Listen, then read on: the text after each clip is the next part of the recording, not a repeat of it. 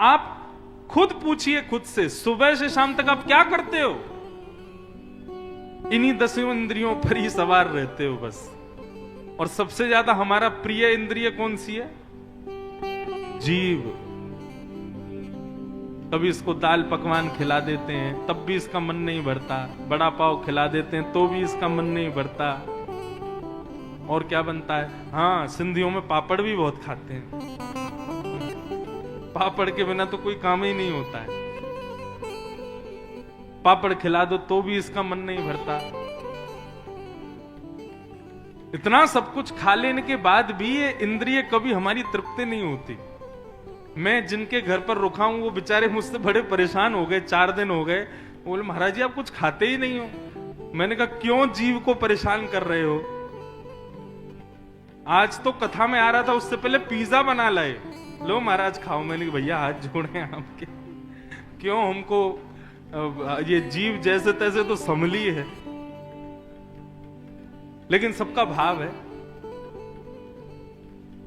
तो ये 10 इंद्रियां हैं हमारे शरीर में और हम इन्हीं पर ही सवार रहते हैं, पूरे दिन रात इन्हीं की सेवा में ही लगे रहते हैं। तो 10 इंद्रियों का घोड़ा, ये घोड़े हैं 10, उनकी चाबुक ठाकुर जी के हाथ में। अब आई रथ की बात, जिस पे आप बैठे हो उसके 4 पहिए हैं। 4 पहिए कौन से? धर्म, अर्थ, काम और मोक्ष।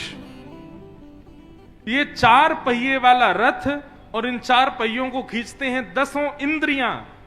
इन 14 वस्तुओं को ठाकुर जी के आश्रित कर दो, अपनी 10 इंद्रियों को और धर्म, अर्थ, काम, मोक्ष को, बस और कुछ नहीं करना। जिम्मेवारी ठाकुर जी की है। आपको पता अर्जुन के सारथी क्यों बने भगवान? महाभारत में कथा आती है कि अर्जुन और दुर्योधन दोनों गए द्वारिका। भगवान से जाके बोले प्रभु महाभारत का युद्ध होने वाला है, आप किस तरफ रहोगे? भगवान बोले देखो हम पक्षपाती तो नहीं है। दुर्योधन बोला आपसे बड़ा पक्षपाती कौन है जो मुकुट पे पक्ष पहन के घूमता है? पक्ष मतलब मोरपिच्छ। ठाकुर जी बोले वो तेरी बात ठीक है, लेकिन मैं पक्ष नहीं करता, तुम दोनों मेरे भाई हो। दुर्योधन बोला कोई तो आपको एक चुनना पड़ेगा, या तो पांडवों के पास जाओ या कौरवों के पास आओ। भगवान बोले दोनों पडला भारी होने चाहिए। चलो हम एक निर्णय करते हैं, एक तरफ हम अकेले जाएंगे और एक तरफ हमारी द्वारिका की पूरी सेना जाएगी। और एक और बात कह देते हैं, हम हाथ में शस्त्र नहीं उठाएंगे और हमारी सेना पूरी सशस्त्र जाएगी। तुरंत दुर्योधन बोला तो वहां पे क्या आप खड़े खड़े जय जय जगदीश हरे आरती करवाओगे? महाभारत युद्ध करना है प्रभु, दुश्मनों से लड़ना है, और आप कह रहे हो मैं शस्त्र नहीं उठाऊंगा। ठाकुर जी बोले हम अपने वचन के पक्के हैं, हमने कह दिया तो कह दिया, शस्त्र नहीं उठाएंगे। तो दुर्योधन बोला फिर एक काम कीजिए, सेना मुझको दे दीजिए, और अर्जुन का आपसे प्रेम भी बहुत ज्यादा है, आप अर्जुन के पास ही चले जाओ। भगवान मंद मुस्काए, बोले ठीक है ले जाओ सेना।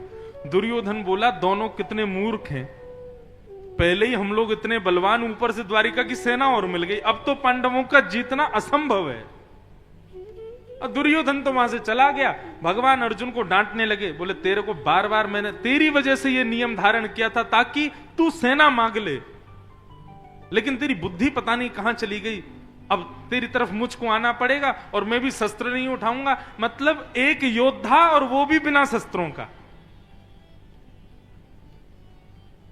अर्जुन बोला आपसे ये किसने कहा कि मैं आपको मांगने आया था, या आपसे ये भी किसने कहा कि मैं आपसे कुछ मांगने आया था? अर्जुन बोला ना तो मैं आपसे कुछ मांगने आया हूं ना आपको मांगने आया हूं। भगवान बोले तो फिर? चरणों में प्रणाम करके अर्जुन कहता है मैं खुद को देने आया हूं, मैं तो खुद को अर्पित करने आया हूं। हे नाथ, ये महाभारत का युद्ध सामने खड़ा है, मेरी बाह पकड़ लो और मुझे बताओ कि मैं क्या करूं। कहीं मैं आपको ले जाने आ जाऊं तो आप वो करोगे जो मैं कहूंगा, लेकिन मैं खुद को अर्पित कर दूंगा तो मैं आपके आदेश का पालन करूंगा। केवल इस बात की वजह से अर्जुन तो उसी समय जीत गया था महाभारत जिस समय उसने अर्पित किया खुद को। इसलिए बंधुओं, आप लोग, कोई पूछे आपसे कि आपके लड्डू गोपाल हम वृंदावन से लाए हैं, ऐसा कभी मत कहना। ये हमको लेके आए हैं, ऐसा कहो। यही है शरणागति। आप ठाकुर जी को कभी नहीं ला सकते। आपको पता है सेवा हमारी अधूरी क्यों रह जाती है? क्योंकि हम सोचते हैं हम जब खिलाएंगे ये तभी खाएंगे, हम जब नहलाएंगे तभी नहाएंगे, हम जब कराएंगे तभी करेंगे। ठाकुर जी के चरणों में अर्पित कर दो स्वयं को। बोले ये जब चाहेंगे तब हम खाएंगे, ये जब चाहेंगे तब हम सोएंगे, ये जब चाहेंगे तब हम क्रिया करेंगे। कोई कहे घर में कि अरे भाई बिजनेस हमारा फ्लॉप चल रहा है, क्या करें? बोले जब ठाकुर जी की इच्छा होगी तो बढ़िया हो जाएगा। यही तो शरणागति है, यही तो हमको करना है। स्वयं को अर्पित करो ठाकुर जी को। मैं कथा में गाया करता हूं, लेकिन अभी नहीं गाऊंगा। जहां ले चलोगे वहीं मैं चलूंगा, जहां नाथ रख दोगे वहीं मैं रहूंगा, जहां ले चलोगे वहीं मैं चलूं। ये है पूर्ण शरणागति। एक प्रकार से सामान्य भाव में कह दूं, अपनी जिम्मेवारी अपने ऊपर मत रखो, ठाकुर जी को दे दो, आप संभालो।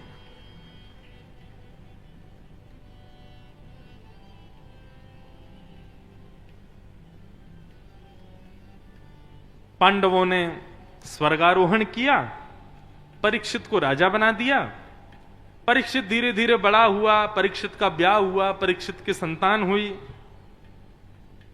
परीक्षित ऐसे राजा थे कि परीक्षित के यहां पर कोई भी गलत कार्य नहीं होता था। परीक्षित के राज शासन में भागवत में वर्णन आता है, श्री राम जी के बाद में यदि भारत का एक छत्र अद्भुत सम्राट यदि कोई हुआ तो वो परीक्षित था। क्योंकि बाल्यकाल से ही परीक्षित ब्राह्मणों के नेतृत्व में रहता था। ब्राह्मण आदेश करते थे और परीक्षित वही करता था। ऐसा वर्णन आता है कि परीक्षित के राजकाल में जेलों में जंग पड़ गई थी, कारागृहों में जंग लग गई थी। और जो आजकल जिनको हम पुलिस कहते हैं, ऐसे सिपाही जो थे वो खाली बैठे रहते थे। क्यों? कोई अपराध ही नहीं करता था, कुछ गलती नहीं होता था, सब बढ़िया बना रहता था। ऐसा परीक्षित का राज्य शासन था। लेकिन एक बार एक घटना घटी। परीक्षित सब जगह भ्रमण करने जाते थे।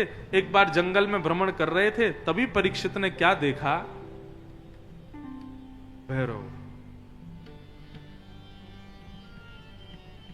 परीक्षित ने क्या देखा?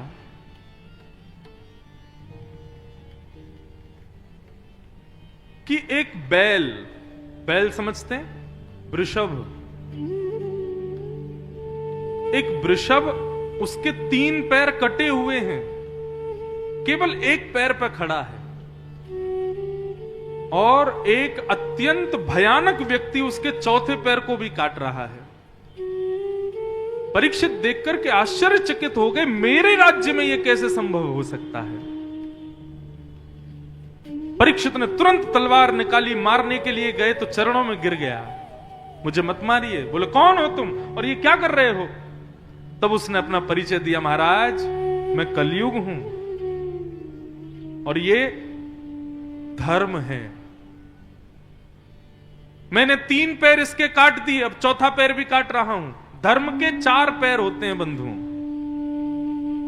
ये 4 गुण यदि हमारे भीतर हैं तो आप समझिए कि आप धर्मात्मा हो।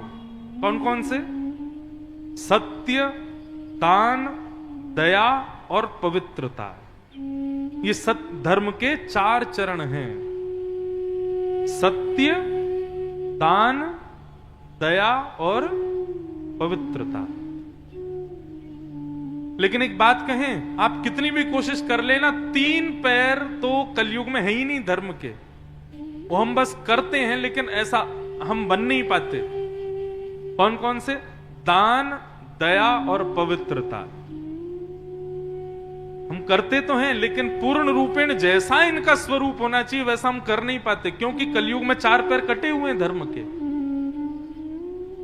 कलयुग में केवल एक पैर बचा है, वो है सत्य। आप कहोगे महाराज जी, भारत में 150 करोड़ की जनसंख्या लगभग है, और कम से कम नहीं तो 100 करोड़ लोग झूठ बोलते हैं।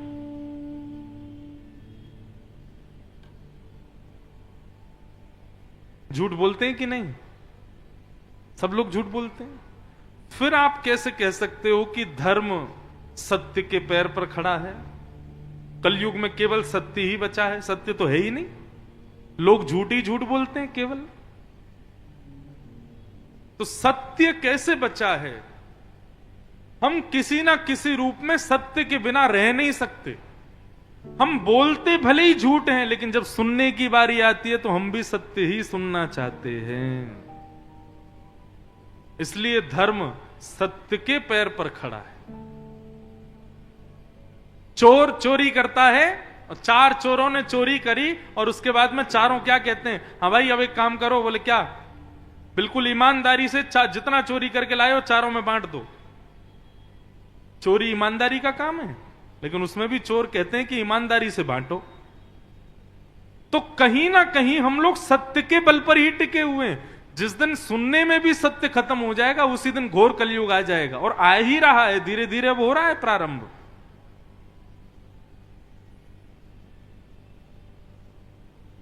तो कलयुग में केवल सत्य के पैर पर खड़ा है धर्म।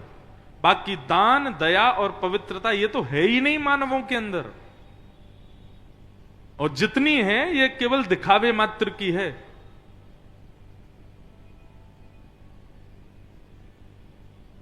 परीक्षित ने कहा कि मेरे राज्य को छोड़ करके जाओ। कलयुग बोला महाराज कहां जाऊं? सतयुग जाता है, त्रेता आता है, त्रेता जाता है, द्वापर आता है, द्वापर चला गया, अब मेरी बारी है, मैं तो आऊंगा, मैं नहीं जा सकता। लेकिन हां, यदि आप चाहते हो कि मैं कहीं चला जाऊं तो आप एक काम कीजिए, मुझे कुछ स्थान दे दीजिए, मैं वहीं रहूंगा। और कलयुग को राजा परीक्षित ने 5 स्थान दिए हैं। बहुत ध्यान से सुनिएगा बंधुओं इस विषय को।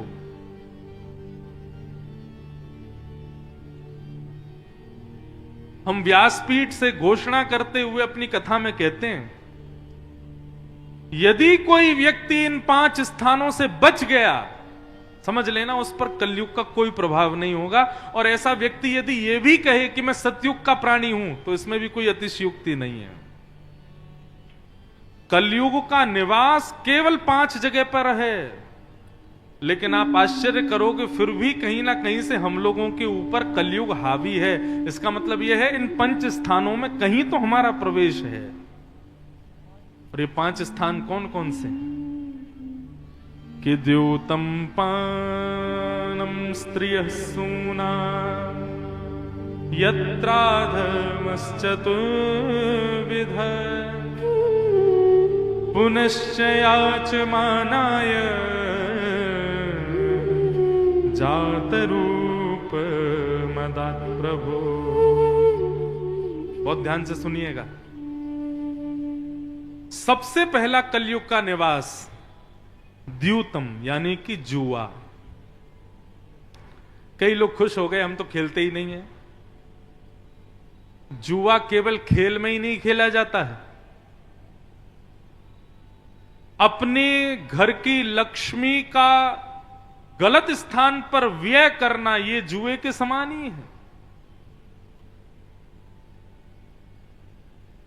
इसलिए हमारे शास्त्र आज्ञा करते हैं दान करो, लेकिन विचार करके करो। बंधुओं, यदि दान आपको बचना है ना कि हमारा पैसा सही जगह जाए, तो धन के प्रति 2 बुद्धि रखो, या तो मां की बुद्धि या फिर पुत्री की बुद्धि। व्यक्ति चाहकर के भी अपनी मां को गलत स्थान पर नहीं भेज सकता।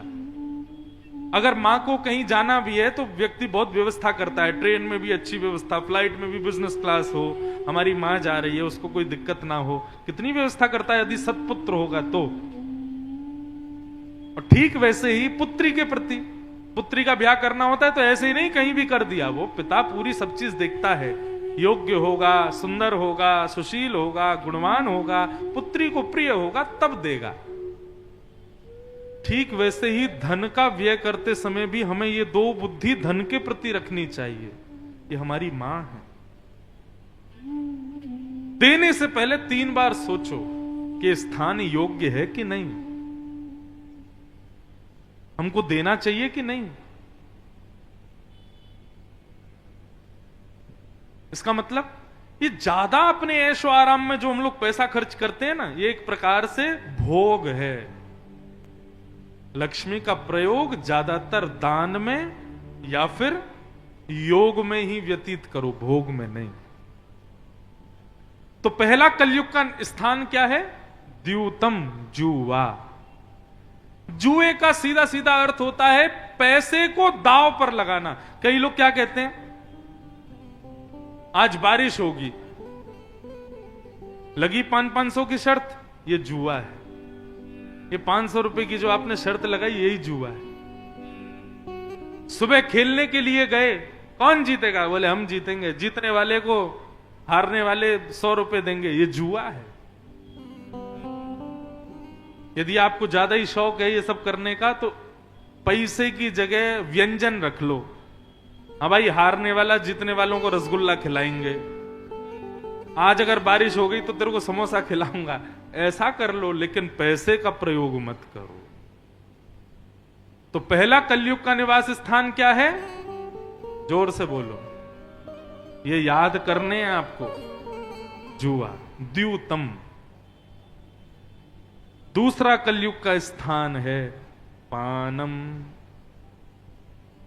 पानम में कलयुग निवास करता है। बंधुओं, अब तक किया तो कोई बात नहीं, क्षमा है, अब मत करना। पानम में कलयुग रहता है। क्यों रहता है? आप लोग समझेंगे कि वो नशा हो जाता है ना, अनकॉन्शियस हो जाता है आदमी, इसलिए आप कह रहे हो कि वो पाप है। नहीं, इसका एक और बहुत बड़ा कारण है। हमारे हृदय के भीतर ठाकुर जी विराजमान है। ये हृदय मंदिर है ठाकुर जी का। कोई मंदिर में जाके पीता है, कोई मंदिर में जाके सिगरेट पीता है, कोई मंदिर में तंबाकू खाता है, कोई मंदिर में मांस खाता है? नहीं खाता। क्यों? ये मंदिर है भैया, यहां भगवान रहते हैं। तुम्हारा देह भी मंदिर है, उसमें भी भगवान रहते हैं। और किसी और ने नहीं कहा है, स्वयं भगवान गीता में कहते हैं, ईश्वर सर्व भूतानाम हृदय सेर्जुन तिष्ठति। अर्जुन, मैं कहां हूं? सबके हृदय में। इंसान के बनाए मंदिर में कुछ गलत नहीं खाता, कुछ गलत नहीं पीता, लेकिन भगवान के बनाए हुए शरीर में सब गलत खाते हैं, सब गलत पीते हैं। इसलिए आज तक किया तो कोई बात नहीं, लेकिन आज संकल्प लीजिए, अब नहीं करेंगे। ये देह देवालय है बंधुओं, हमारे हृदय कुंज में ठाकुर जी बैठे हैं। सदैव उस वस्तु को ग्रहण करो जो ठाकुर जी को अर्पित कर सकते हो। जो ठाकुर जी को अर्पित नहीं करते वो अपने अंदर भी मत लीजिए। बाहर के ठाकुर जी आपके मंदिर के, उनको तो बढ़िया भोग लगाते हो, लेकिन खुद की खाने की बारी आती है, सब गंदा गंदा खाते हो, सब गंदा पीते हो। वास्तव में भोग हमारे भीतर लगाते हैं ठाकुर जी, बाहर नहीं लगाते। इसलिए इससे बचो। एक और कारण है कि पानम में कलयुग का निवास है, और वो कारण ये है, हम हमारे सामने कोई गलत कहता है तो हम क्या कहते हैं? भाई शुभ शुभ बोलो। ऐसा सुना है कि 24 घंटे में एक बार सरस्वती जीव पर बैठती है। इसका मतलब क्या है? हम सबकी जीव जो है ये सरस्वती का आसन है। आपको पता चल जाए कि इस स्थान पर सरस्वती जी आके बैठती हैं दिन में एक बार, आप उस स्थान पर इत्र लगाओगे, आप उस स्थान पर दूध, घी, दही, खीर आदि सबसे उसको व्यवस्थित करोगे, उसको स्वच्छ करोगे, कि उस पर मदिरा डाल करके उसको गंदा करोगे? ये जीव है। जब आप कृष्ण बोलते हो ना तो ये जीव नाचने लगती है। जब आप राम बोलते हो ये जीव आनंदित हो जाती है कि आज मेरा सौभाग्य कि इसने कृष्ण कहा, राम कहा। उस जीव को इतना अपवित्र मत करो। हाथ जोड़ के प्रार्थना, इस पानम की स्थिति को त्यागो। और एक बात कहें, पानम से तो बच गए, लेकिन इसमें लग गए, इसमें लग गए, जिससे भी आप तामसी स्थिति में आ जाओ, उस सब वस्तु को आज ही त्यागो। बंधुओं, यदि इतना नहीं कर सकते आप कि अपनी जीव को नहीं बचा पा रहे हो, तो फिर आपको कथा से चले जाना चाहिए। मत सुनो कथा। पत्नी पति के लिए बदल जाती है, पति पत्नी के लिए बदल जाते हैं, बच्चे माता पिता के लिए बदल जाते हैं, माता पिता अपने बच्चों के लिए बदल जाते हैं, लेकिन भक्त भगवान के लिए नहीं बदल सकता। हम ठाकुर जी के लिए इतना त्याग नहीं कर सकते, तो हमको फिर भक्ति के मार्ग पे आना ही नहीं चाहिए। भोग का मार्ग, ये बीच वाला मार्ग बहुत गंदा है कि आप भोग भी कर रहे हो, भक्ति भी कर रहे हो। या तो भोगी ही बने रहो या फिर पूरे पूरे यहीं के हो जाओ। दो नाव पे पैर रखोगे, ऐसे गिरोगे कि कोई नहीं बचा पाएगा। इसलिए अब नहीं करना, इसको त्यागो। पानम तो द्यूतम, पानम, और तीसरा स्थान स्त्रिय। पर स्त्री संग करना, पर पुरुष संग करना, इसमें भी कलयुग का निवास है। विवाह के पश्चात सबके प्रति मातृ या बहन का भाव ही रखो, सबके प्रति भाई का या पिता का ही भाव रखो, उसके अतिरिक्त कोई भाव मत रखो। उसमें कलयुग का निवास है।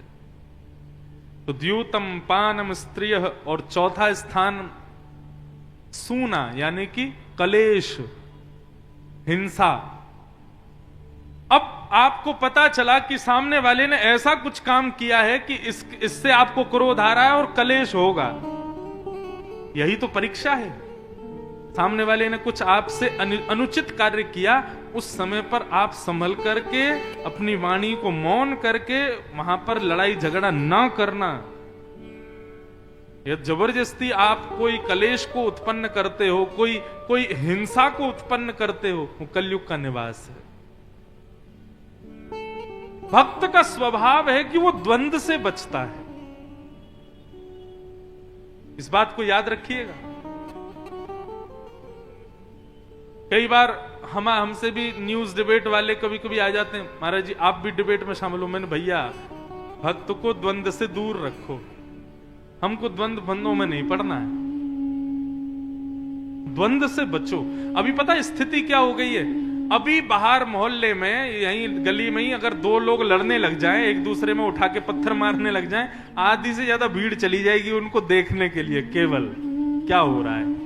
हमारी कलेश में इतनी प्रवृत्ति हो गई है, कई बार रोडों पे जाम क्यों लग गया, बोले दो लोग लड़ रहे थे, सब देख रहे थे। द्यूतम, पानम, स्त्रिय, सूना, ये चार स्थान दिए। कलयुग बोला मेरा परिवार थोड़ा सा बड़ा है, 4 जगह में समाएगा नहीं, एक स्थान और दो। तब पुनश्च याचमानाय जात रूप मदात प्रभो, पुनः याचना करने पर कलयुग को 5वां स्थान दिया गया, बिना मेहनत के कमाया गया धन। ये कलयुग का 5वां स्थान है। हम बिना परिश्रम के, बिना मेहनत किए, बिना उद्यम किए जब धन कमाते हैं, और एक बात कहें, हाथ जोड़ के निवेदन करें, ये जब से कोरोना आया है ना, तब से हम लोग आलसी हो गए। वर्क फ्रॉम होम की इतनी लत लग गई है आजकल के युवाओं को कि वो दफ्तर जाना ही नहीं चाहते। उनको लगता है यहीं से ही सब चल जाए। और छोटे छोटे बच्चों ने जो ऑनलाइन क्लासेस की थी, अब वो स्कूल नहीं जाना चाह रहे, हम यहीं पे पढ़ लेंगे। और सब जानते हैं कि वर्क फ्रॉम होम और ऑनलाइन क्लासेस में कितनी पढ़ाई होती है, कितना काम होता है, कुछ नहीं होता। ठीक है, परिस्थिति के समय पर क्रिया वो जरूरी था, लेकिन अब उद्यम कीजिए। हमारे पता है पिताजी महाराज क्या कहते हैं? देखो, हम वक्ता हैं, ब्राह्मण हैं, हमको सब लोग अपने घर बुलाते हैं, घर पर बुलाते हैं तो फिर कुछ अर्पित करते हैं, दक्षिणा देते हैं, भोजन कराते हैं, चाय पिलाते हैं, दूध पिलाते हैं, छाछ पिलाते हैं। अब उनके घर पर जाकर के हमने जो पाया या फिर जो भी दक्षिणा हमें प्राप्त हुई, उसमें हमारा उद्यम तो कुछ भी नहीं है, लोग दान के रूप में दे देते हैं। तो हमारे पूज्य गुरुदेव आज्ञा करते हैं, कहीं भी जाओ, किसी के यहां भी कुछ पाओ या दक्षिणा लो, 2 मिनट का हरिनाम संकीर्तन करा दिया करो ताकि तुम्हारा उद्यम हो जाए, नहीं तो वो पैसा बचा नहीं पाओगे। मेहनत करो, परिश्रम करके धन कमाओ, बिना परिश्रम के धन मत कमाइए, विकृत कर देगा बुद्धि को। और इसका प्रमाण कोई और मैं क्यों दूं? स्वयं श्री कृष्ण का परिवार द्वारिका बसाई, भगवान कृष्ण ने उद्यम किया, भगवान कृष्ण ने, लेकिन उसका सर्वनाश किया यदुवंशियों ने। क्यों? बिना मेहनत के धन मिल गया था और ठाकुर जी ने सोच लिया अब क्या करना है, बोले यदुवंशियों का सर्वनाश करवाना है। और पूरा सब यदुवंशियों का सर्वनाश भगवान ने ही करवाया। कैसे करवाया बताएंगे आगे कथा में, बड़ी कथा है। वो संतों का श्राप आदि नहीं था, ठाकुर जी की लीला थी। और कैसे थी वो मैं बताऊंगा आगे, आपने नहीं सुनी होगी वो कथा। तो इन 5 स्थानों में कलयुग निवास करता है। द्यूतम पानम स्त्रिय सूना यत्रा धर्मश्चतुर्विधः पुनश्च याचमानाय जातिरूप मदात् प्रभो। ये 5 स्थान प्रदान कर दिए कलयुग को। राजा परीक्षित लौट करके आए, अपने कारागृह में जाकर के देखा तो वहां बहुत सारे धन संपत्ति रखी थी। वहीं पर एक मुकुट रखा था पूर्वजों का, जो मुकुट भीम आदियों ने जरासंध को मार करके अपनाया था, लेकिन उसको कभी स्वीकार नहीं किया क्योंकि मुकुट जरासंध का है और जरासंध ने अनीति से उस मुकुट को कमाया का। अनीति से कमाए गए धन में कलयुग का निवास अभी अभी परीक्षित देके आए। लेकिन परीक्षित ने सोचा मैं देखूं तो सही मुकुट मुझ पे कैसा लगेगा। जैसे ही मुकुट को सिर पर धारण किया, कलयुग बुद्धि में प्रविष्ट हो गया। जिस राजा ने कलयुग को बांधा था वो राजा स्वयं भटक गया।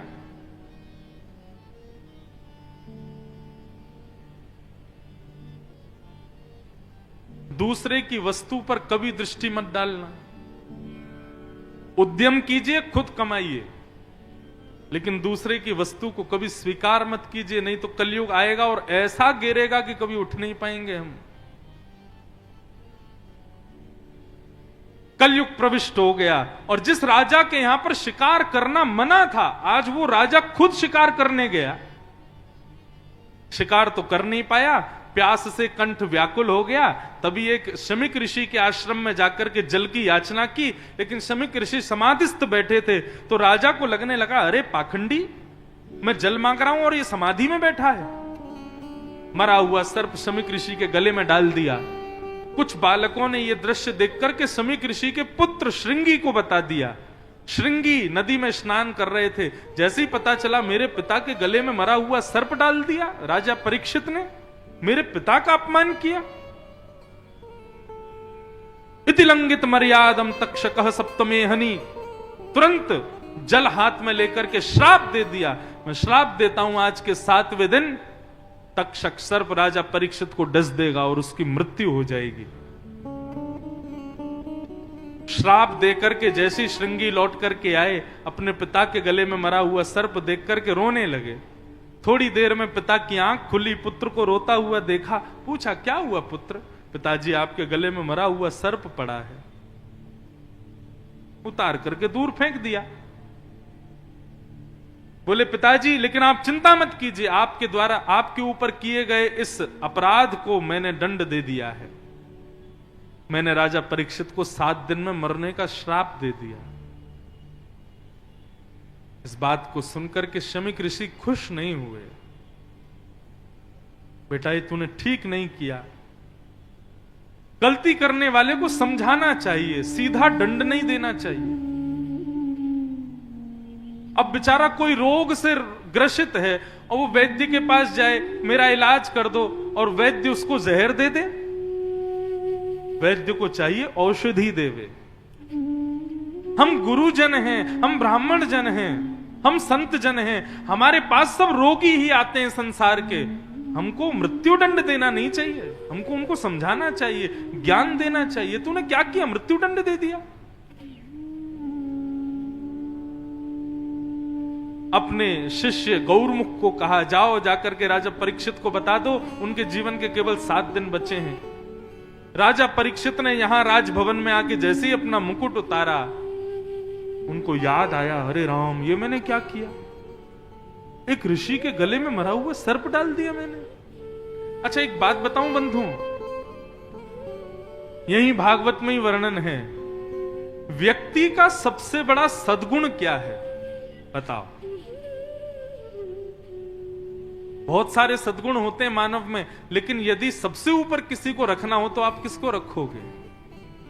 व्यक्ति का सबसे बड़ा सद्गुण होता है अपने अवगुणों को स्वीकार करना कि हां, मुझ में ये कमी है।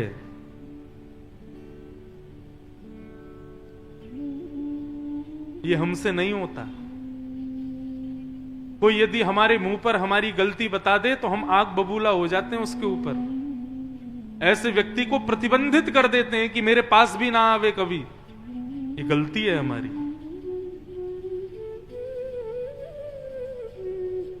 कई लोग मिलते हैं मुझसे, अब जरूरी नहीं सब लोग प्रणाम करने वाली मिलते हैं, कई लोग मिलते हैं तो वो गलतियां बताते हैं। आप कथा में ये बात गलत बोल रहे थे, आप ऐसा गलत कर रहे थे, तो अब भले ही वो ईर्ष्या के भाव से कह रहे हो, लेकिन मुझको स्वीकार करना चाहिए। अगली बार जब मैं बोलूंगा तो सावधान रहूंगा।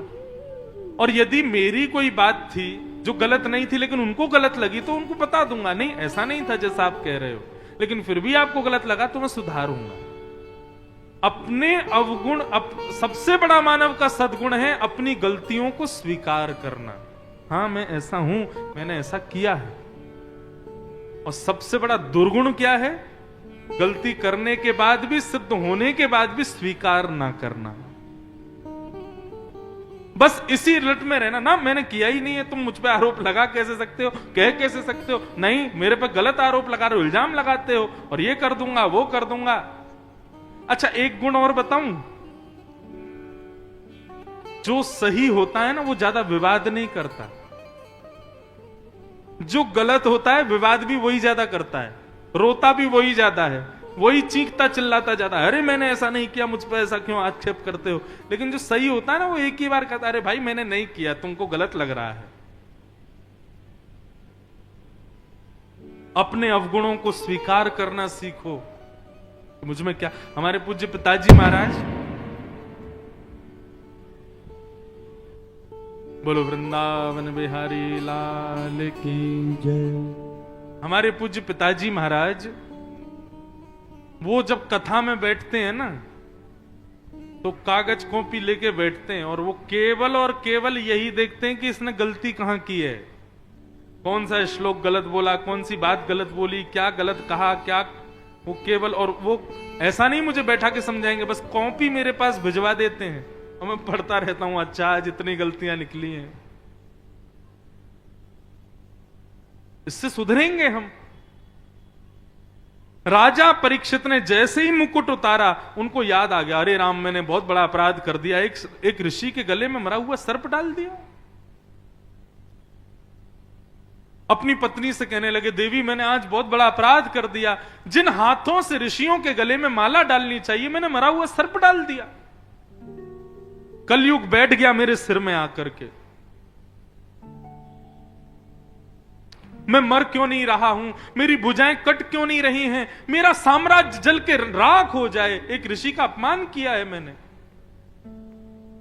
तभी गौरमुख आए और आकर के बोले, राजा परीक्षित, मैं शमिक ऋषि के आश्रम से आया हूं जहां आज सुबह आप गए थे। महाराज, आपने जो दुष्कृत्य किया उसके बदले आपको दंड मिला है। शमिक ऋषि के पुत्र श्रृंगी ने आपको 7 दिन में मरने का श्राप दिया है। बंधुओं, भागवत में वर्णन आता है कि राजा परीक्षित नाचने लगे। आनंदित हो गए, दंड सुनकर के आनंदित हो गए। पत्नी ने जाकर के कहा कि आप नाच क्यों रहे हैं, श्राप लगा है, दंड लगा है, नाचने का विषय नहीं है। बोले नहीं देवी, संत ब्राह्मण गुरुजन कभी दंड नहीं देते, ये सदैव आशीर्वाद देते हैं। क्रोधापि देवेन वरेण तुल्यम। यहां जितने भी युवा लोग बैठे हैं, कान खोल के मेरी एक बात सुनिए। शास्त्र आज्ञा करते हैं, क्रोधापि देवेन वरेण तुल्यम। बड़े लोगों का क्रोध वरदान के समान होता है। यदि किसी बालक के ऊपर उसके माता पिता गुस्सा नहीं होते तो ऐसा बालक अभागा है। इसलिए ऐसा कुछ ना कुछ करते रहना चाहिए जिससे माता पिता की डांट सुननी पड़े। दिन में एक आध बार मां की चप्पल उड़ती हुई आवे सिर पे, तभी बनेंगे हम कुछ जीवन में। जिसने मां से पिटाई नहीं खाई, जिसने पिता से गुस्सा नहीं खाए, गाली नहीं खाई, वो बालक जीवन में कुछ उच्च स्तर पर तो नहीं पहुंच पाएगा। अब जितने बालकों को ये लग रहा है हमको तो माता पिता ने कभी मारा ही नहीं, कल ही कुछ ऐसा कर देना कि पिटो।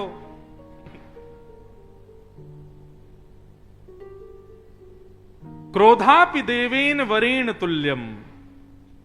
बड़े लोगों का क्रोध वरदान होता है, उसको स्वीकार करना चाहिए। राजा परीक्षित कहते हैं, देवी आप इस बात को नकारात्मक रूप में मत लीजिए कि मुझे श्राप लगा है, इसको सकारात्मक रूप में लीजिए ना, कि संसार का कोई भी व्यक्ति ये दावे से नहीं कह सकता कि मैं अगले क्षण जीवित रहूंगा, मैं अगले घंटे जीवित रहूंगा। वो कभी भी मर सकता है, लेकिन मैं दावे से कह सकता हूं कि अगले 7 दिन में ब्रह्मा भी मुझे नहीं मार सकता। अगले 7 दिन में भगवान की भी इच्छा हो जाए कि परीक्षित को मार दो, यमराज की भी इच्छा हो जाए कि परीक्षित को ले आओ, तो ये भी मेरा कुछ नहीं बिगाड़ सकते, क्योंकि एक ब्राह्मण ने मुझे 7 दिन का जीवन वरदान दिया है। ये वैष्णव का लक्षण है, वो हर स्थिति में सकारात्मक बुद्धि सोचता है, नकारात्मक नहीं। राजा परीक्षित ने अपने पुत्र जन्मेजय को राज्य गद्दी पर बिठा दिया और निकल पड़े अपने जीवन के उत्थान के लिए, 7 दिन में भगवत प्राप्ति के लिए। वन में गए, गंगा तट पर जाकर के अनंत संतों से पूछा कि 7 दिन में मरने वाले की मुक्ति का उपाय क्या है, लेकिन नहीं को मुनिर्यस्य वचः प्रमाण, कोई प्रमाण नहीं दे पाया कि राजन तुम ये करो तुम्हें कल्याण होगा। तभी उस सभा में आगमन हुआ श्री सुखदेव जी महाराज का। सब लोग हाथ जोड़ो, प्रणाम करो, श्री सुखदेव जी का स्वागत करो। कि तत्रा भवद भगवान व्यास पुत्रो यदिच्छया गामटमानो नपेक्ष अलक्षलिंगो निजलावतुष्टो व्रतस्य वालैरवधूत भेष। श्री सुखदेव जी महाराज की जय। बंधुओं, भागवत के वक्ता, प्रथम वक्ता, प्रथम तो और भी हुए, लेकिन जिनसे ये भागवत की रसधारा हम तक आई, ऐसे श्री सुखदेव जी का आगमन हुआ।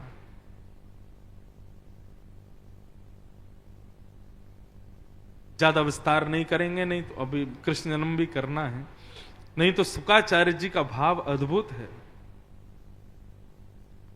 सुखदेव जी महाराज आए, आते ही परीक्षित ने चरणों में प्रणाम किया, और प्रणाम करते ही परीक्षित जी ने प्रश्न किया, ये शाम संस्मरणात् पुंसां सद्य सुध्यन्ति वै गृहा किं पुनर्दर्शन स्पर्श पाद शौचासनादिभिः।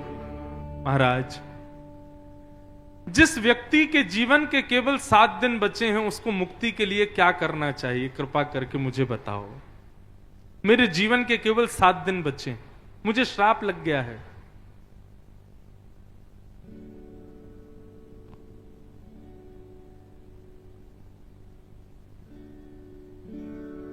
और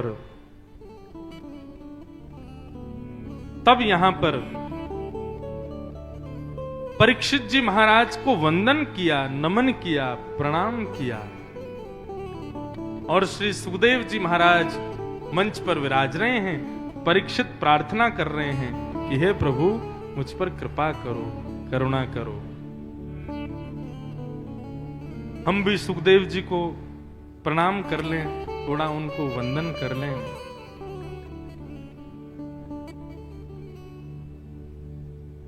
तेरी शरण में आके मैं धन्य हो गया, तेरी शरण में आके मैं धन्य हो गया, तेरी शरण में आके मैं धन्य हो गया, तेरी शरण में आके ऐसे नहीं, करताल बजा के गाओ। धन्य हो गया, ओ जन्मों की प्यास थी जो, जन्मों की प्यास थी जो, जन्मों की प्यास थी जो, जन्मों की प्यास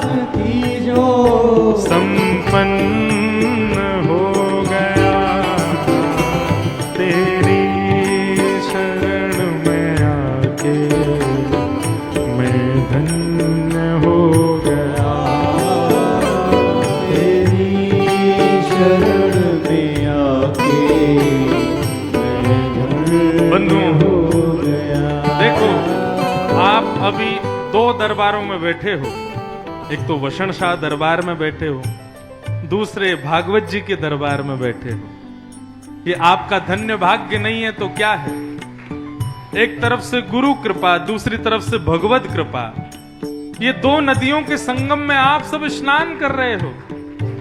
इसलिए आप सबको तो पूरे ऊंचे स्वर में गाना चाहिए, करताल बजा के गाना चाहिए। तेरी शरण में आके मैं धन्य हो गया, तेरी शरण में आके मैं धन्य हो गया, ओ जन्मों की प्यास थी जो, जन्मों की प्यास थी जो, जन्मों की प्यास थी जो, जन्मों की प्यास थी जो संपन्न हो गया, तेरी शरण में आके मैं धन्य हो गया, तेरी शरण में आके मैं सद्गुरुदेव भगवान की धन्य हो।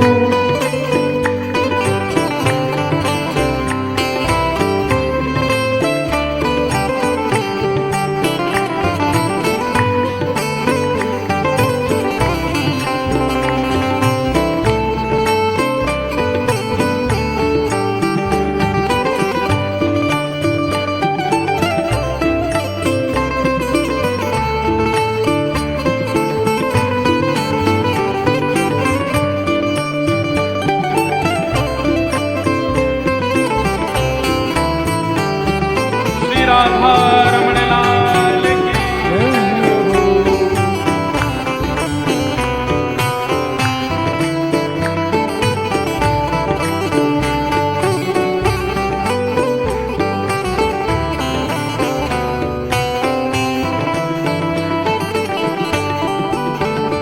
ओ कितने मिले अमीर यहाँ, कितने गरीब हो, कितने मिले अमीर यहाँ, कितने गरीब, हाँ, कितने मिले अमीर यहाँ, कितने गरीब हो, कितने मिले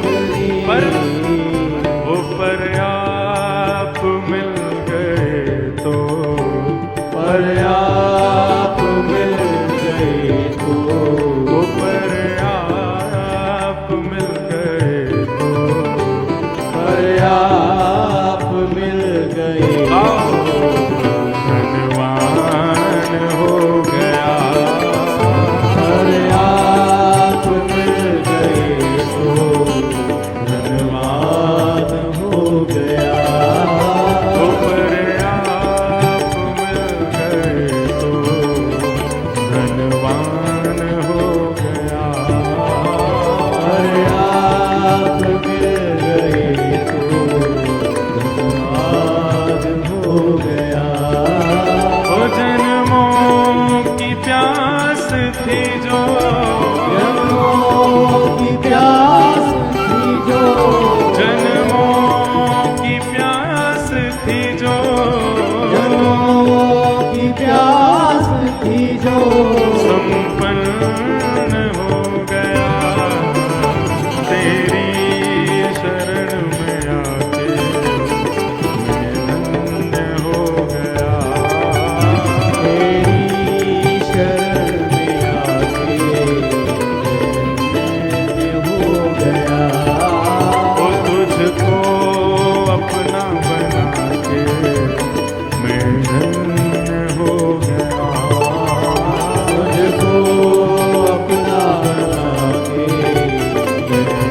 श्री वृंदावन बिहारी लाल की।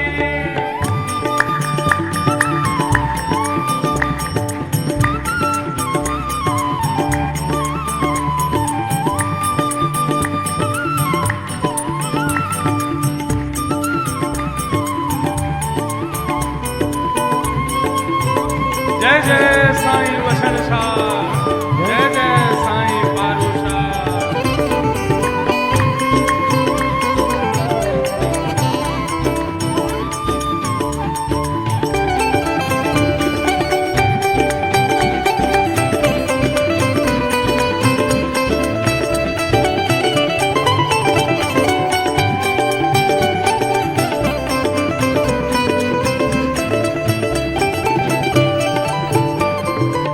इस पंक्ति को सब लोग गाना ऊंचे स्वर में।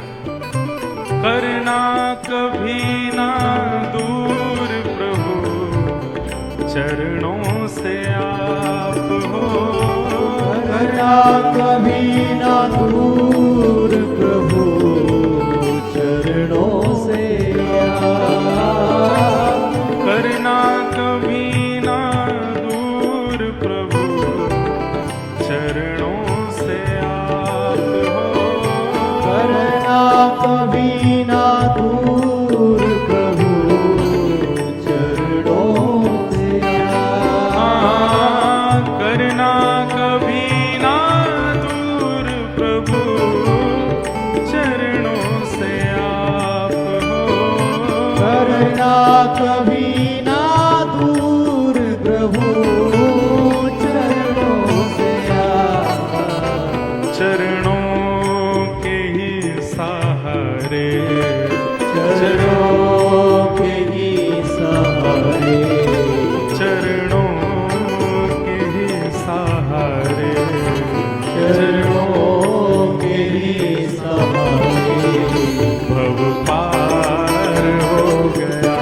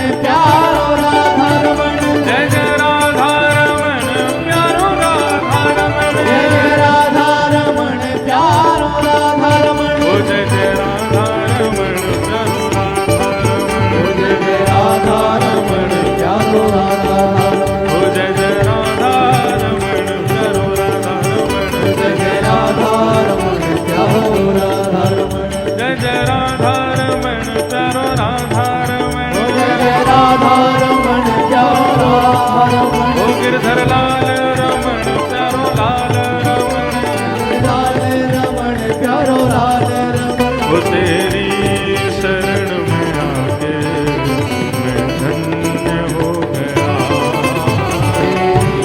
शरण में आके धन्य हो गया। वो तेरी शरण में आके मैं धन्य हो गया।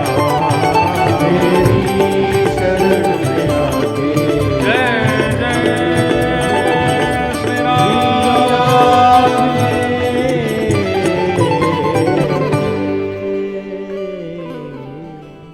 बोलो सद्गुरुदेव भगवान की जय। हम धन्य हैं कि इस दरबार में बैठे हैं और सदगुरु साईं वषण शाह, पारू शाह और समस्त परंपरागत संतों का आशीष हमें मिल रहा है। हम आनंद कर रहे हैं। आज ऐसा लग रहा है ना जाने कितने दिनों की प्यास हमारी बुझ रही है। और फिर उसमें भी ऊपर से श्रीमद् भागवत का ये रस मिल रहा है। सब गुरुजनों की कृपा है। आज परीक्षित भी धन्य हुए हैं। 7 दिन में मरने वाले हैं, लेकिन एक गुरुदेव समर्थ सामने बैठे हैं और उनके चरणों में प्रणाम करते हैं कि हे नाथ, कि अतः पृच्छामि संसिद्धिं योगिनां परमं गुरुं पुरुषस्येह यत्कार्यं म्रियमाणस्य सर्वथा। महाराज, जल्दी मरने वाले की मुक्ति का उपाय क्या है, बताइए।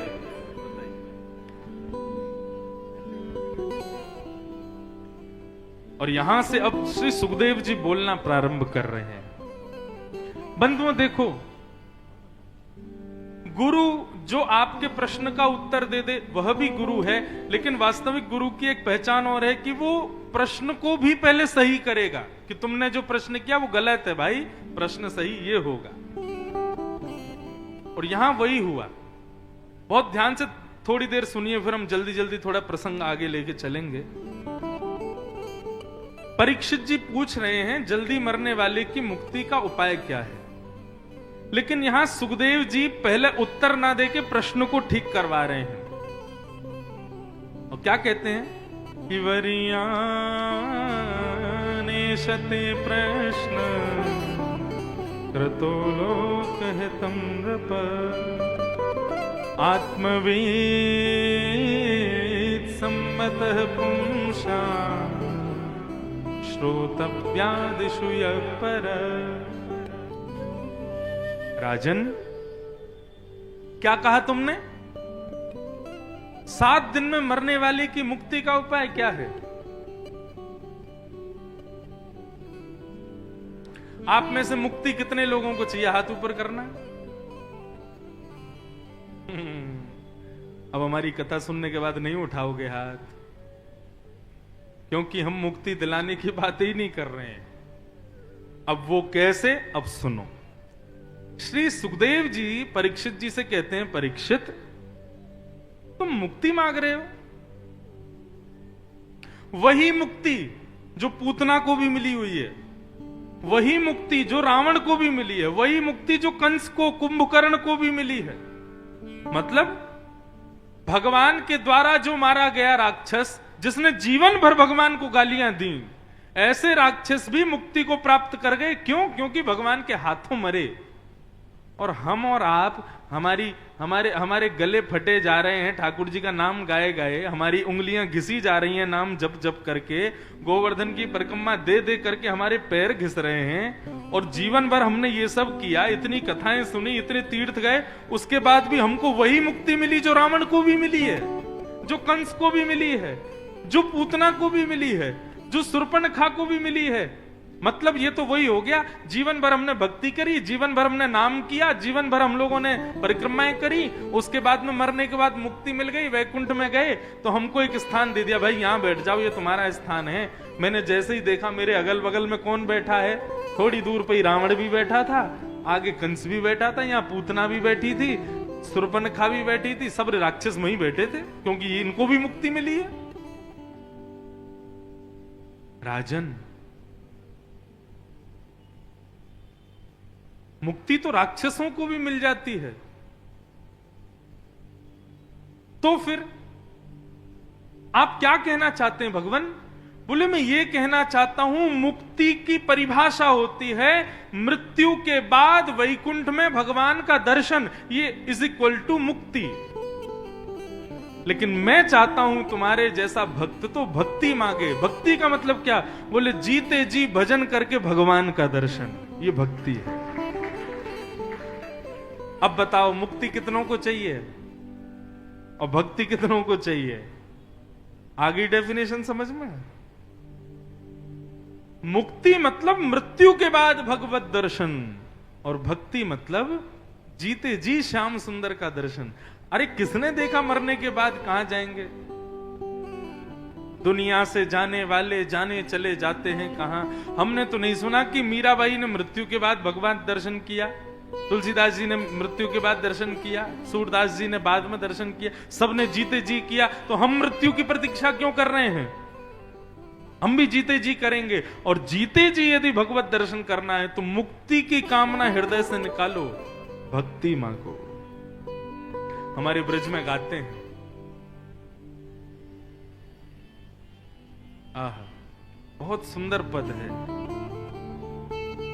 और ये पद हमारे ब्रज के ब्रजवासी गाते हैं। कहा करूं वैकुंठ ही जाए, कहा करूं वैकुंठ ही जाए। क्या करेंगे हम वैकुंठ जाके? क्यों? जहां नहीं नंद, जहां नहीं यशोदा, जहां नहीं गोपी ग्वाल और गाय, कहा करूं वैकुंठ ही जाए, कहा करूं वैकुंठ ही जाए। एक बात कहें, वैकुंठ में भगवान तो हैं, लेकिन वैकुंठ में कभी कथा नहीं होती, वैकुंठ में कभी मंदिर में आरती नहीं होती। वैकुंठ में जो सुख हम लोगों को यहां मिलता है ये कुछ भी नहीं मिलेगा। बस एक चीज एक्स्ट्रा मिलेगी, क्या? चलते फिरते भगवान कभी कभी दिख जाएंगे। हमारे आपके जैसा कीर्तन नहीं होगा। हम लोग कीर्तन क्यों करते हैं? क्योंकि ठाकुर जी दिखते नहीं हैं। हम कथा क्यों सुनते हैं? क्योंकि ठाकुर जी का अनुभव नहीं होता, इसलिए उनका अनुभव करने के लिए हम कथा सुनते हैं। अब जहां ठाकुर जी दिख ही जाएंगे वहां कथा क्यों सुनेगा कोई? आपको पता है श्री हनुमान जी महाराज कभी पृथ्वी छोड़ के नहीं जाते। क्यों? जब श्री रघुनाथ जी अपनी समस्त मंडली के साथ में अयोध्या से प्रस्थान करने लगे तो हनुमान जी से कहा, हनुमान जी बैठ जाओ विमान में, चलो साकेत चल रहे हैं। हनुमान जी बोले, राघव क्या वैकुंठ में कथा सुनने को मिलेगी आपकी? राम जी बोले, जहां मैं मिल गया वहां कथा की क्या आवश्यकता है? जहां तुमको साक्षात मैं ही मिल जाऊंगा वहां तुमको कथा क्यों सुननी है हनुमान? हनुमान जी कहते हैं, बोले प्रभु दर्शन में आप आंखों को दिखाई देते हो, लेकिन कथा में तो आप रोम रोम को दिखाई देते हो नाथ। कथा में तो ऐसा लगता है कि आप हमें छू रहे हो, हमारा प्रत्येक रोम आपका स्पर्श कर रहा है नाथ। आप कथा से अपने दर्शन को मत तोलिए। दर्शन केवल आंख करती है, लेकिन कथा तो रोम रोम को आपका दर्शन करा देती है नाथ।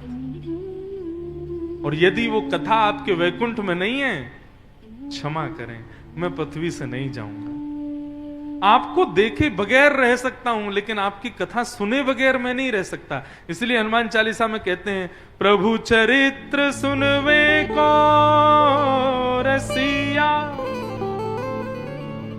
राम लखन सीता मन बसिया।